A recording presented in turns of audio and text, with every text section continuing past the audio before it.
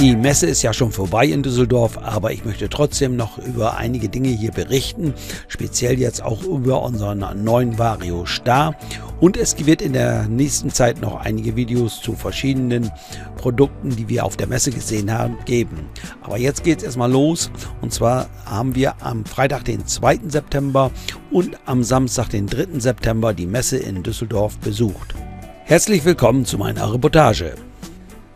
Wie viele andere auch haben wir den Shuttlebus vom P1 genutzt zum Messegelände.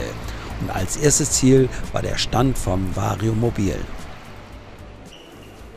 Unser Vario Star, den wir neu bestellt haben, steht hier nicht auf der Messe, nur damit da keine Irrtümer aufkommen.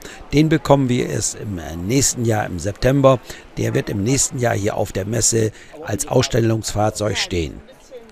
Beide Modelle, ob der Vario Perfect oder auch der Vario Star, beide haben ein neues Gesicht bekommen, und speziell der Vario Star ist in seinem ganzen Äußeren verändert und erneuert und verbessert worden. Unser Ansprechpartner bei der Firma Vario Mobil ist Heiko Hülsmann.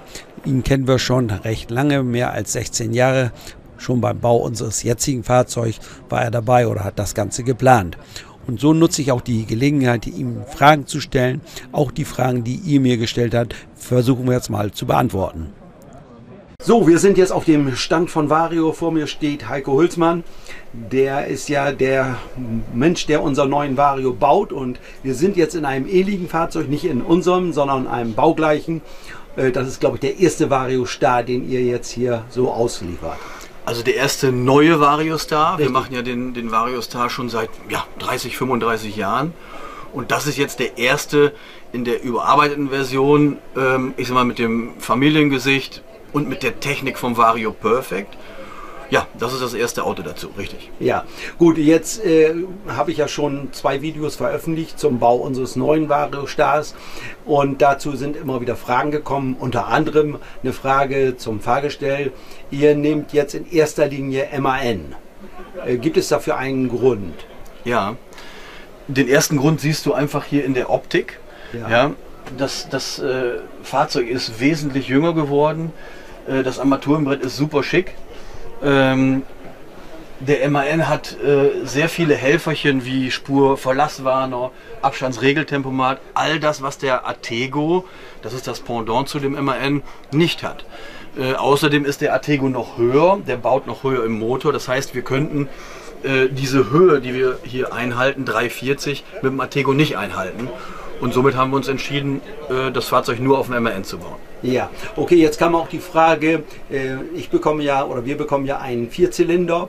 Es gibt den MAN ja auch mit 6 Zylindern, aber da gibt es das Problem mit dem Gewicht, ne? Oder wie war das? Genau, der 6-Zylinder ist zusammen mit dem Getriebe.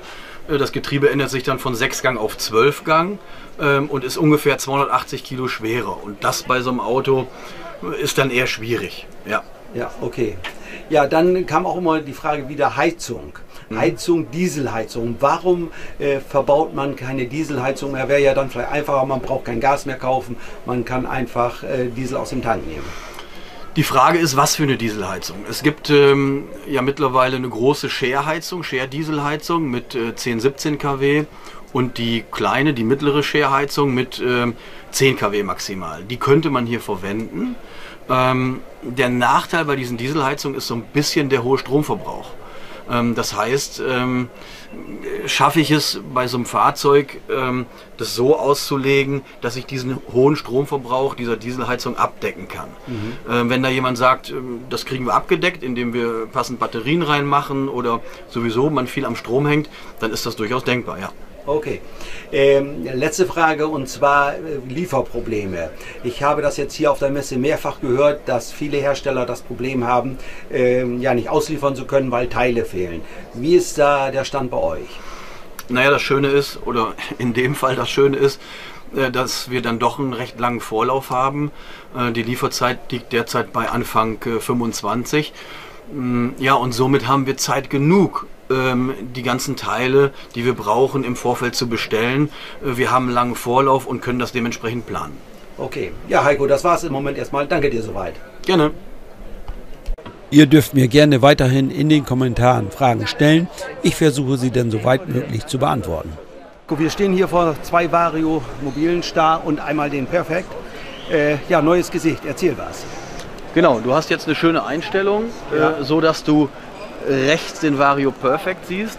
Das breite Auto heißt 2,50 Meter Karosseriebreite auf dem MAN TGL 8220.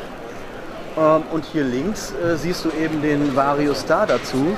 Du siehst ein Familiengesicht, irgendwie gleiche Optik, aber hier links der Vario Star eben dann 230 breit, Karosseriebreite, auch auf MAN TGL 8220. Ja, und die Einstellung finde ich einfach schön, dass man sieht, wie gleich die Autos irgendwie sind, aber doch unterschiedlich durch die unterschiedliche Karosserie.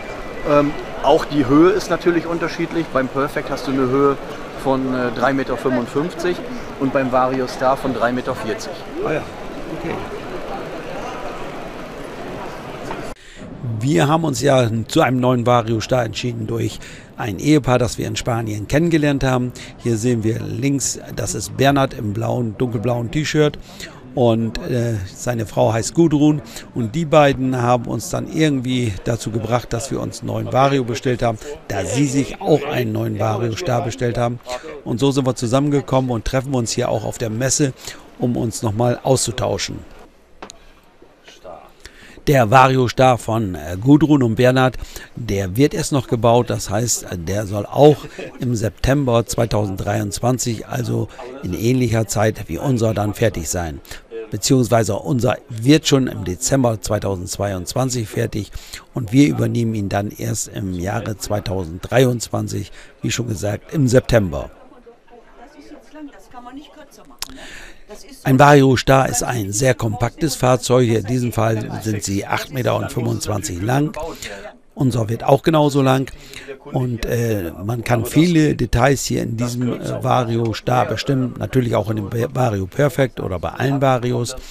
Und so kommt es immer wieder zu Fragen oder man hat wieder Anregungen oder man möchte was geändert haben während des Baus. Das ist alles möglich. Im nächsten Jahr wird dann unser Vario Star hier als Ausstellungsfahrzeug stehen. Dann ist das immer so unhandlich.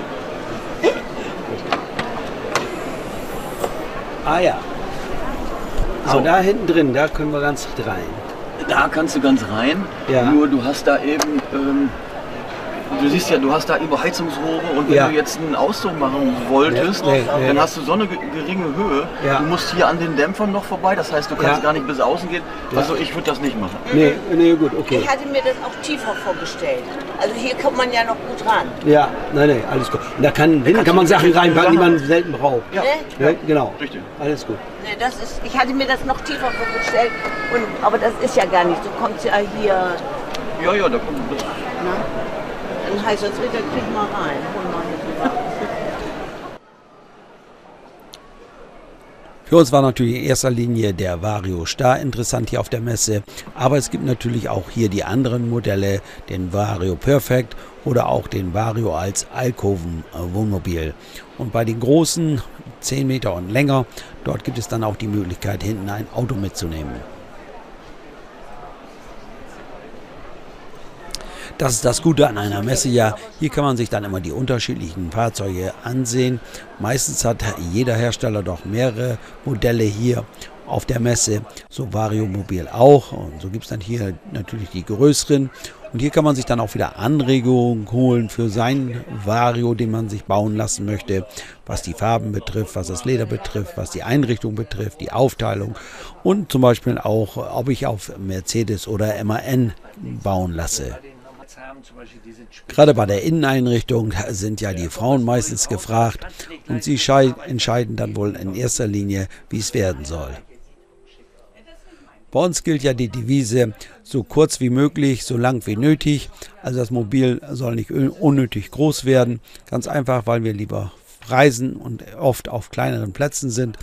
Da reichen uns dann 8,25 Meter.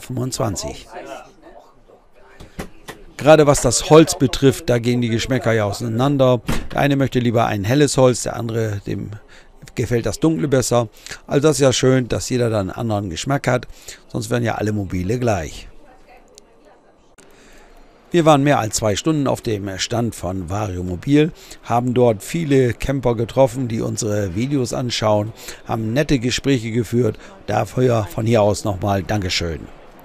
Auch andere Hersteller haben schöne Fahrzeuge, also so eine Messe lohnt sich immer, um sich sowas dann dort alles anzuschauen. Man schafft es natürlich nicht, alle Stände da zu besuchen. Es gibt da ja wohl hunderte, ich weiß es nicht genau. Jedenfalls, wir hatten uns einen kleinen Plan gemacht, welche Stände wir besuchen wollten. Und da haben wir dann an den beiden Tagen diesen Plan dann abgearbeitet. Und darüber werde ich dann im nächsten Video berichten, welche Stände wir dann noch besucht haben und was für Informationen wir dort bekommen haben. Um 18 Uhr ist ja hier die Messe zu Ende, dann muss man die Messehallen verlassen. Wir sind um 17 Uhr so etwa nach draußen gegangen, also in den Außenbereich. Dort hat man die Möglichkeit, was zu essen oder auch zu trinken. Wir haben uns dort mit Bekannten zusammengesetzt oder Freunden und haben noch was getrunken. Und dann ging es zurück zum Messeparkplatz P1. Ja, das war's mal wieder. Ich sage Dankeschön fürs Zuschauen und bye bye, bis zum nächsten Mal.